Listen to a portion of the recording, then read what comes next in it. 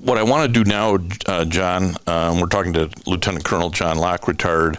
I want to turn to the Medal of Honor ceremony that you had the opportunity to attend for Colonel Puckett, because I don't think many folks ever kind of get to have that experience and maybe what leads up to it a little bit, and sort of, I can't even imagine what that day is like, that you're not, bursting out with pride for your friend and colleague here. So tell us a little bit about that whole White House ceremony that maybe the general public doesn't see.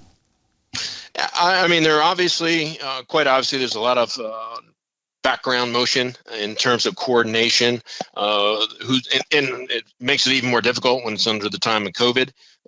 Quite obviously, this is the first Medal of Honor ceremony for President Biden to do as president, and we're under some aspects of COVID restrictions. And what that did is that restricted some of the numbers that we could bring in there, but we went without the masks, but we were tested prior to, I went a year and a half without, I had COVID way back February before last. I've had my shots. I went all this time without having my nose done, and I had to get the swab for this, but it was well worth it.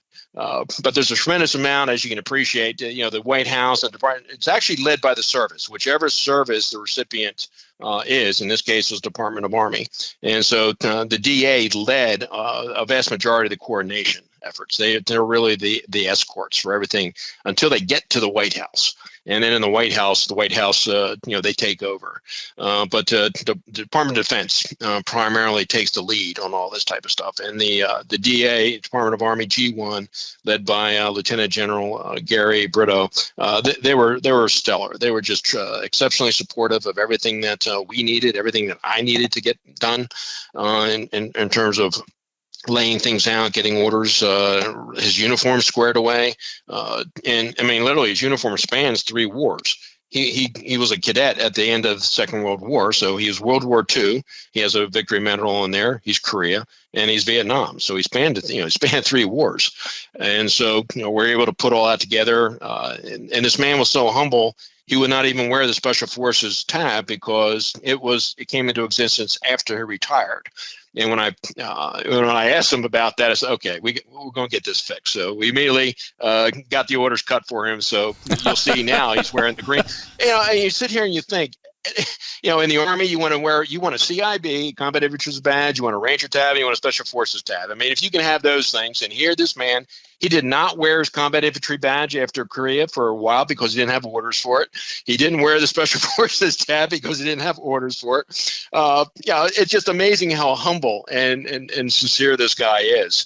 But the ceremony itself is exceptionally unique. Obviously, the recipient and in this case here, his wife are taken care of and managed by Department of Defense. They handled everything, though in this instance there also was a friend, an associate who provided them private transportation coming up to D.C., which was very nice. Didn't have to fly commercial air for that. And so came in, they put you up in a hotel, and the Vision, the Sheraton overlooking the Pentagon area and overlooking DC. It's right next to Arlington. Just an amazing view in terms of sitting there and looking out. And so, we arrived in on that was on Wednesday. And then Thursday, he had an opportunity to visit with the Pentagon and meet Secretary of the Army, Chief of Staff of the Army, and have lunch and such with them, while everyone else, the family and close friends, had an opportunity to tour the Pentagon and certain aspects of it. Came back, had a media day event for an hour or so set up, had an opportunity for him to make remarks there and answer some questions. And then the next day, you start off, you go to the White House, and again, how they treat a recipient or the family associated with them. You get literally, it's as though you're treating you as if you're the president of the United States in terms of putting you in a convoy, police escorts. You don't stop. You go through all the lights. I mean, it's a nice experience to observe and to be part of from the inside.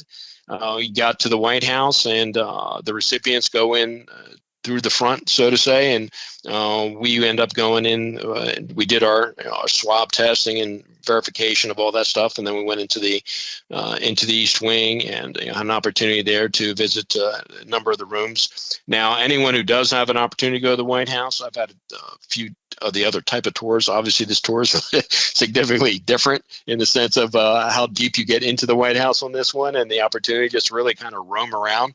And the White House is an exceptional. It is a national treasure. It is a museum. Every room is a museum piece. That's the other neat thing. Every president has an opportunity to reach out to the Smithsonian Institute and take whatever he wants, he or she wants. Well, borrow, not take. Yeah, borrow. Well, well, true. Correct. I stand corrected. I did not use precise terms precisely.